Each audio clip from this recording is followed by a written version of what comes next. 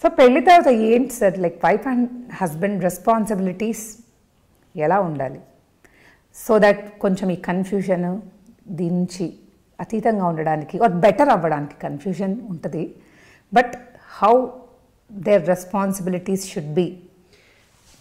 మొగుడు పెళ్ళాలు ఎలా ఉండాలో సింపుల్ చెప్తాను మీకు. మొగుడు పెళ్ళాలు ఎలా ఉండాలి అంటే, మొగుడు మొగుడులా ఉండాలి, పెళ్ళం పెళ్ళాలా ఉండాలి. అండ్ అర్ధనారీశ్వరతత్వం ఉండాలి. ఈ మూడు అర్థమైంది చాలు.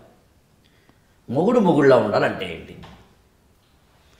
అంతకుముందు ఒక తల్లి కొడుకు, ఇప్పుడు కాదు, ఇప్పుడు అందులో కొంత పార్ట్ తీసుకొచ్చి నీ యొక్క కొడుకు అనే రోల్లోంచి కొంత పార్ట్ తీసుకొచ్చి భర్త అనే రోల్లో వేయాలి.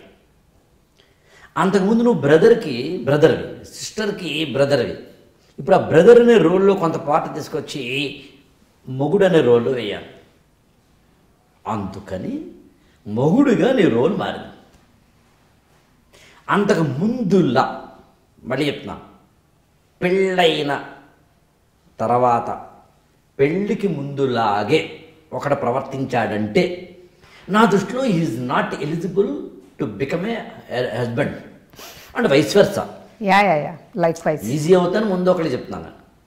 అమ్మాయిని అంతే, అంతకుముందు వేరు, ఆ తర్వాత వేరు అనుకోగలగాలి. ఇవాళ అది లేదు. ఇవాళ అబ్బాయిలు లేదు, అమ్మాయిలు లేదు. మ్యారేజ్ అయిన తర్వాత నా రోల్ మారింది. ఇప్పుడు వయసుని బట్టి, మన యొక్క హోదాని బట్టి, మన డ్యూటీస్ మారుతున్న దాన్ని బట్టి మన బిహేవియర్ మారాలి. అవును.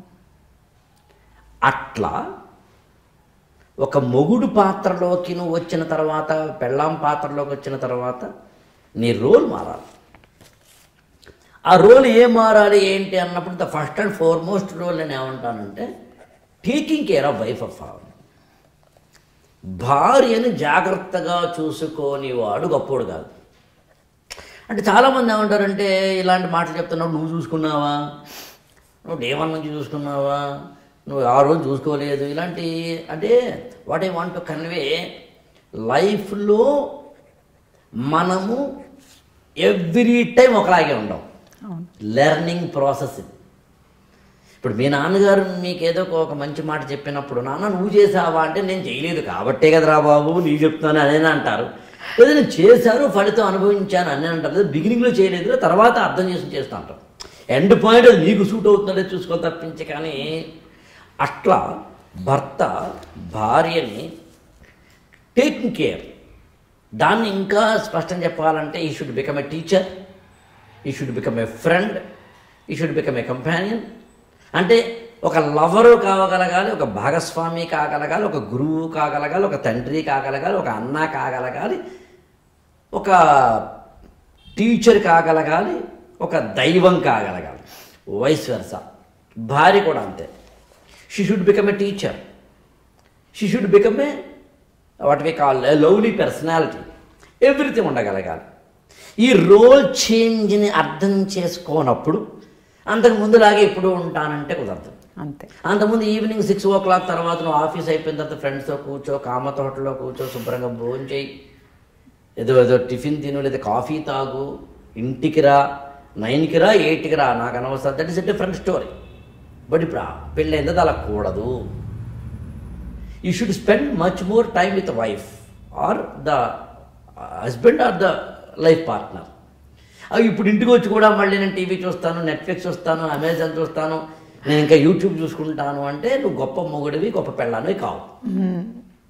9 o'clock తర్వాత సెల్ ఫోన్ స్విచ్ ఆఫ్ చేయగలిగి ఉండాలి. ప్రతిదానికి every rule is having its own exception.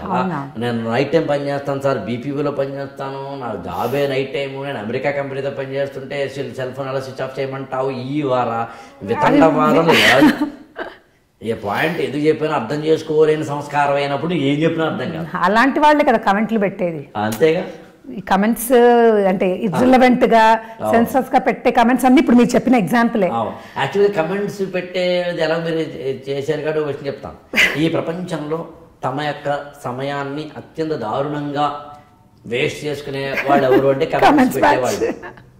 యూట్యూబుల్లో ఎందుకో చెప్తాను మీకు. ఆ కమెంట్ అవతలాడు చూడడు. నువ్వు చెప్పిన కామెంట్లోనే నిజంగా క్రిటిసిజం ఉన్నది, ఉన్నా ఈ వీడియోని పట్టించుకోడు. నీ చేతిలో ఒక జీవనం కూడా ఉంది కాబట్టి నీ ఆతృతని చంపుకోలేక, నీ ఆనందాన్ని చంపుకోలేక నువ్వు టక్కమని పెడుతున్నావు. అంతే. దానివల్ల నీ ఆనందం అప్పటికప్పుడు ఏదో తీరిందేమో తప్పు నువ్వు అక్కడే ఉండిపోతున్నావు. ఆ మాట్లాడినవాడు వెళ్తున్నవాడు వాడు వెళ్ళిపోతూనే ఉంటాడు, నువ్వు మాత్రం అక్కడే ఉంటావు. నువ్వు ఆ సమాజాన్ని బాగు చేయట్లేదు, నువ్వు ఆ వ్యక్తిని బాగు చేయటం లేదు, నువ్వు ఆ వ్యవస్థను బాగు చేయటం లేదు. నీ ఆనందాన్ని తెచ్చుకోవడానికి, నీ అసూయని తెచ్చుకోవడానికి, నీలోని బద్ధకాన్ని తెచ్చుకోవడానికి, నీలోని పనికిమాలతనాన్ని తెచ్చుకోవడానికి వెంటిలేషన్గా చిరాకుని అది వాడు పట్టించుకోడు. పోనీ అంటే నీ కామెంట్స్ చూసి ఫోన్లేంటే వాడు పట్టించుకోడు కాబట్టి మళ్ళీ ఇంకో దాంట్లో ఇంకేదైనా ఇంకా పెద్ద కమెంట్ పెడతా. అప్పుడు ఏమవుతుంది, పట్టించుకోకపోతే వాడు పట్టించుకోవడం ఇంకా పెట్టాలి, నువ్వు వదిలేయాలి నువ్వు. సో ఆల్ దీస్ థింగ్స్ ఏమవుతుందంటే ఇందాక ఇక్కడ మనం మాట్లాడినట్టుగా మనిషి తను కోల్పోవడమే. మనిషి తనను తాను ఎప్పుడైతే కోల్పోయాడో సర్వస్వం కోల్పోతాడు. అందుకని మ్యారిటల్ లైఫ్లో కూడా వాళ్ళు జరుగుతుంది అదే. అందుకని మొగుడు ఎలా ప్రవర్తించాలంటే మొగుడులో ప్రవర్తించాలి, పెళ్ళాలా ప్రవర్తించాలంటే పెళ్ళాలా ప్రవర్తించాలి. ఈ రోల్స్ మళ్ళీ అమ్మా నాన్న రోల్స్ వస్తాయి కదా, అప్పుడు మళ్ళీ రోల్స్ మారాలి. అంతే. అత్తగారు ఒకడు వస్తారు అదనంగా కోడలికి కానీ లేకపోతే అల్లుడికి కానీ. అంతకుముందు తల్లి తండ్రి మాత్రమే తమ కుటుంబాల్లో పెద్దరికంలో ఉన్న ఒక స్త్రీ, ఒక మిడిల్ ఏజ్డ్ పురుషుడు స్త్రీ ఎవరైతే ఉన్నారో వాళ్ళిద్దరూ ఓన్లీ అమ్మా నాన్నే నీకు. ఇప్పుడు అత్తామామ కొత్త వాళ్ళు యాడ్ అయ్యారు. అత్తామామ కొత్త వాళ్ళు యాడ్ అయినప్పుడు అల్లుడు అత్తగారితో మామగారితో బిహేవ్ చేయాల్సిన తీరు వేరే ఉండాల్సిందే. మామగారు వస్తే లేదు నిలబడాలని అంటాను నేను, నిలబడంటే చేసేదేం లేదు. ఎందుకంటే respecting the experience of the elders, not the physical body of the elders.